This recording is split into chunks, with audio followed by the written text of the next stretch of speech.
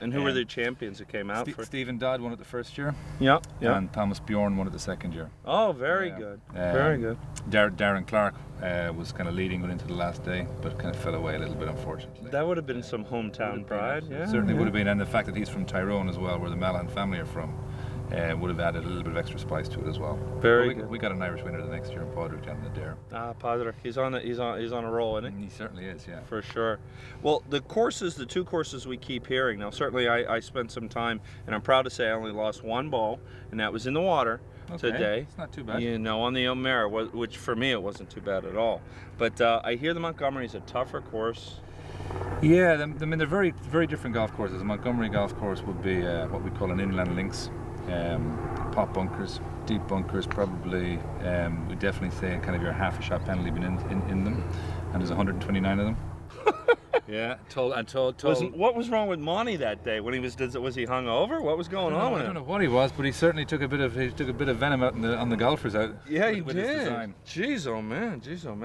Yeah, so I mean, I think, as I said, that'll be the features. The bunkers would be the big feature of the Monty course. It would. It's 129. Yeah. Yeah.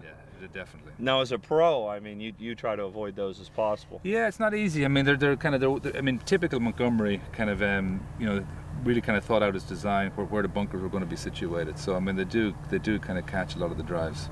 So I mean, it's the type of golf course. If you can get the ball and play off the tee, not necessarily driver all the time, you can set yourself up to kind of get around a respectable score.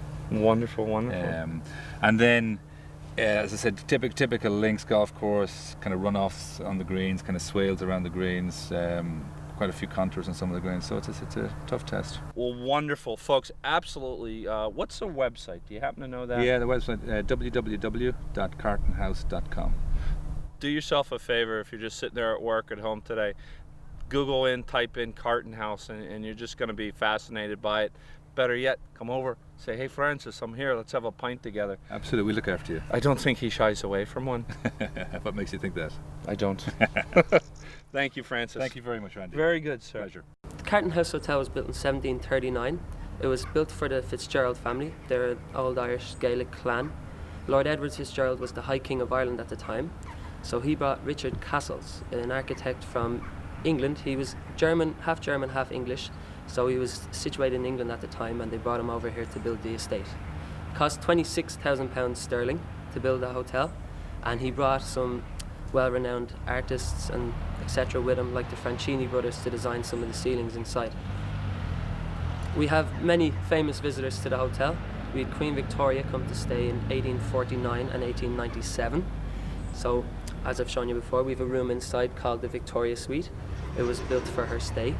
As we have a boathouse down on the lake as well that was built for her stay. She had a dream, apparently, that she was rowing a boat on the lake in Carton House. So the Fitzgerald clan were informed of this dream, so they decided to make her dream come true. They built a boathouse on the lake and brought a boat in for her so she could fulfill her dreams here at Carton House. Hey, we're here now with Moira Cassidy.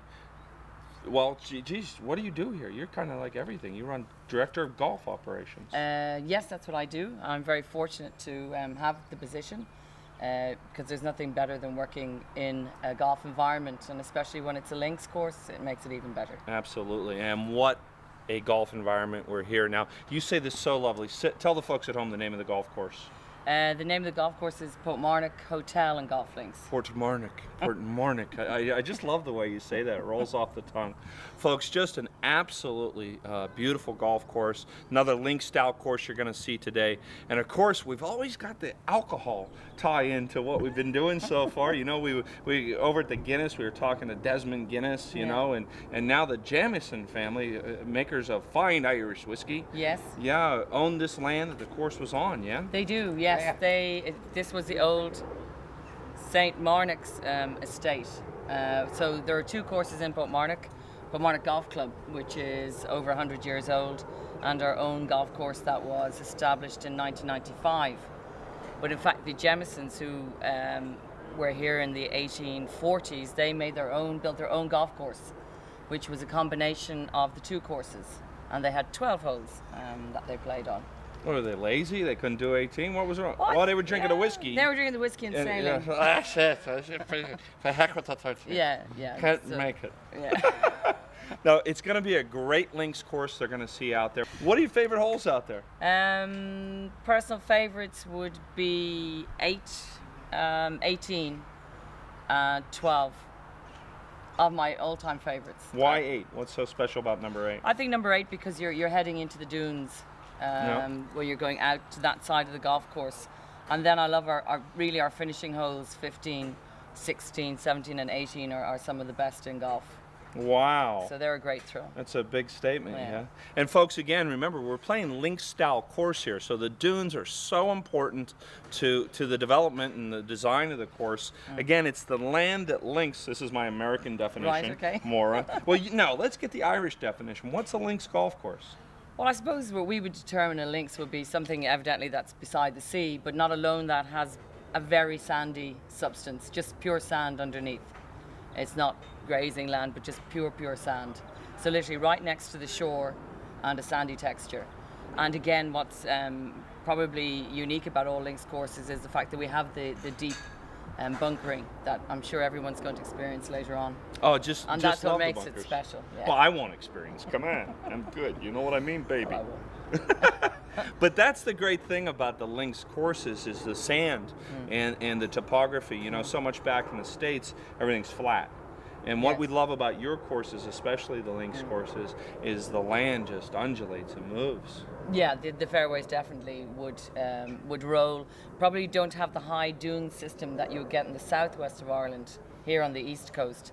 But what you would have would be, again, the rolling fairways and sand-based right beside the sea and your typical links course. Well, very, very good. Well, Maura, would you take us out a little bit and show us the golf course, maybe play some of the holes with us today?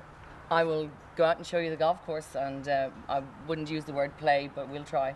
All right. Well, trying is half the effort. Great. Okay, Thank you, you're Morna. very welcome. Oh. Oh!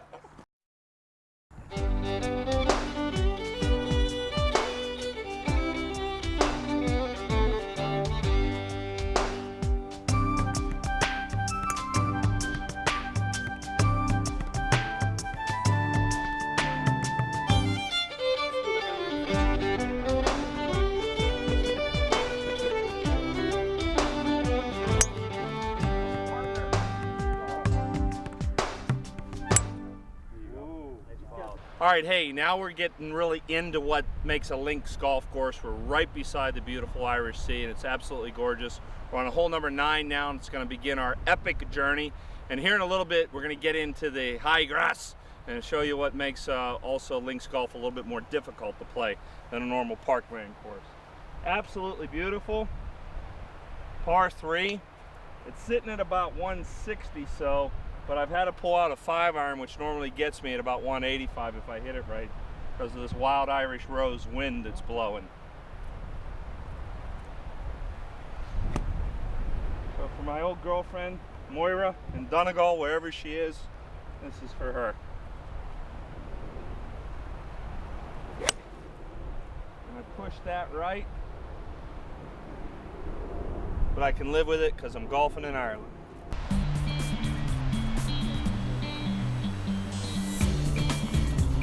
Oh, beautiful. Little fist pump, Eamon. Yeah, there you go.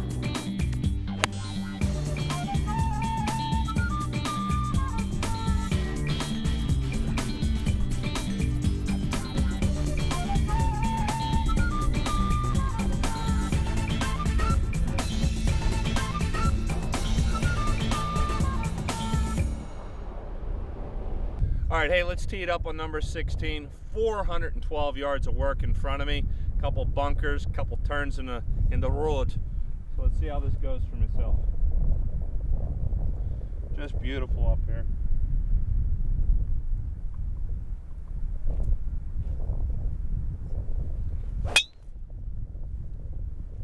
And that'll hang right a little bit, and I can live with it. All right, not a bad shot off the tees.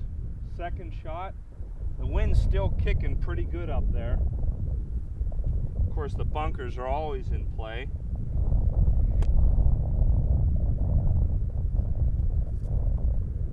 And here we go.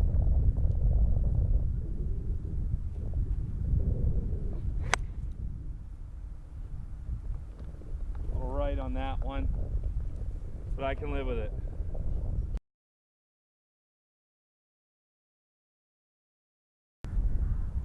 All right, really lucky with the bounce and a little roll, and shoot number 4 now. My caddy Eamon's with me, and go ahead, Eamon. Tend the flag. Pull her out. Uphill, Randy. Don't leave it short. Thank you, Eamon.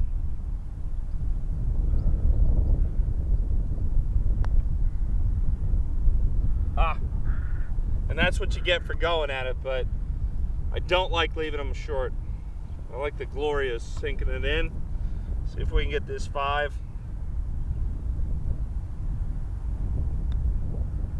Nope. Oh well. Time to get out of Dodge safely on that. But what a beautiful hole, number 16 it is.